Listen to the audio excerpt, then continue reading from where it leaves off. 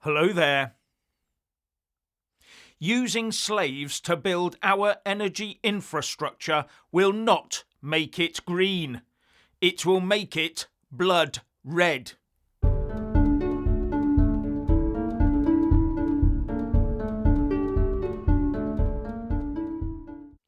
So we're constantly told that this Labour government obeys international law to the letter.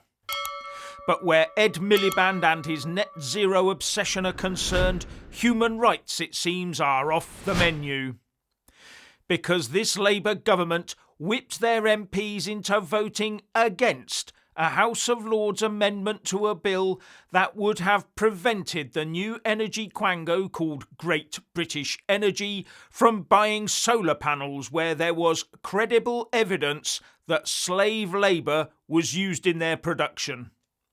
And that anti-slavery clause was comprehensively thrown out by 314 votes to 198. Despite some 80% of new solar panels supplied globally come from China, where the Uyghur population is basically used as slave labour by the Chinese Communist Party to produce polysilicon, which is a vital component for the manufacture of those panels. Not to mention all the coal they use in China as well. Someone obviously told those Labour MPs about net zero slavery, and they got the wrong end of the stick. Do these Labour MPs have no moral compass? Well, obviously not. Not one single Labour MP had the courage to defy their party whip. Some abstained, yes, but that is not enough. Here's what the Uyghur Tribunal, chaired by Sir Geoffrey Nice KC, said in 2021. The tribunal is satisfied that the People's Republic of China government has effected a deliberate, systematic and concerted policy with the objective of optimizing the population in Xinjiang by means of a long-term reduction of the Uyghur and other ethnic minority populations to be achieved through limiting and reducing Uyghur births. And the weak excuse given by ministers for ditching that Lord's anti-slavery amendment is that Great British Energy, or GBE, will have internal rules about not procuring these things where there is evidence of slave labour. They will be required to get assurances from their suppliers that slaves weren't used. Then, as far as I'm concerned, put that into the Act of Parliament that controls Great British Energy. So why haven't they? Especially when a good few of them are intent on getting the already hammered UK taxpayer to front up with trillions of quid in reparations to atone for slavery hundreds of years ago. Or maybe they think if we buy cheap stuff from the likes of China today, then we will be forced to pay reparations today. After the UK banned the slave trade, it took the Royal Navy West Africa Squadron over 5 decades to seize 1,500 slave trade ships, freeing 150,000 slaves, losing 17,000 Royal Navy sailors in the process. Maybe it'll be easier this time. Just sail a destroyer up the Thames and take aim at the Houses of Parliament. And get this, those MPs who voted that Lord's amendment down did so yesterday, the 25th of March, the exact same day that the Abolition of the Slave Trade Act received royal assent in 1807. Anyway, this indicates to me that this shower of of a government has no intention of manufacturing any of this green infrastructure here in the UK. I reckon Starmer and crew just want to keep in with the Chinese to get those solar panels and anything else they can cheap, while getting absolutely meaningless claims from the Chinese government that no slaves were used in their production.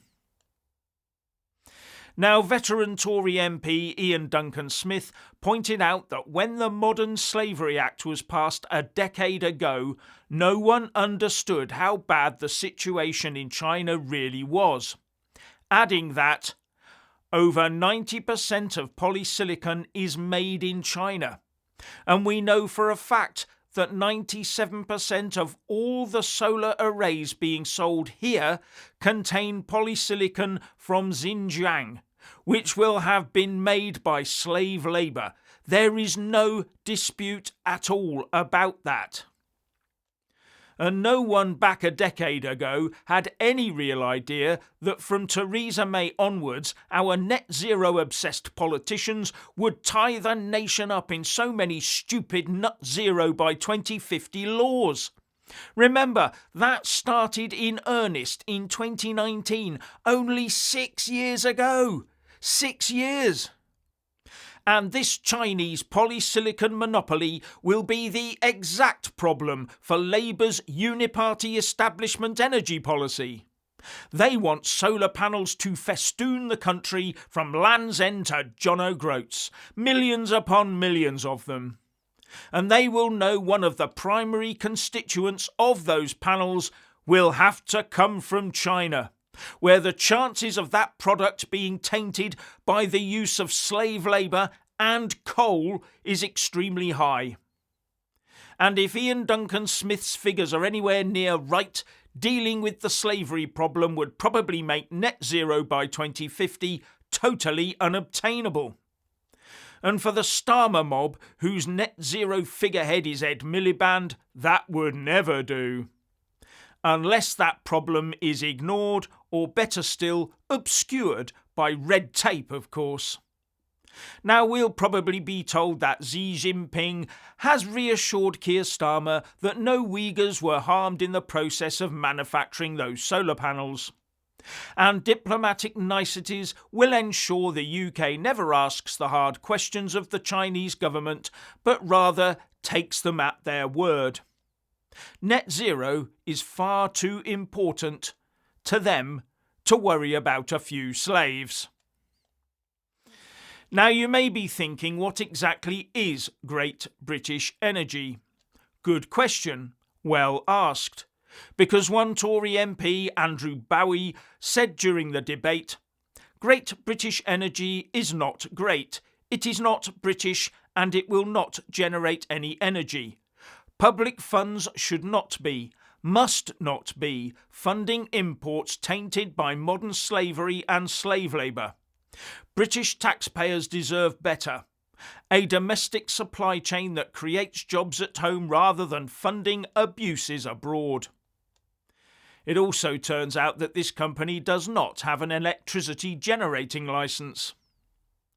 Andrew Bowie went on to say that it was quite ironic that this Labour government was quite happy to help expend 4 times the emissions by importing liquefied natural gas rather than drilling at home.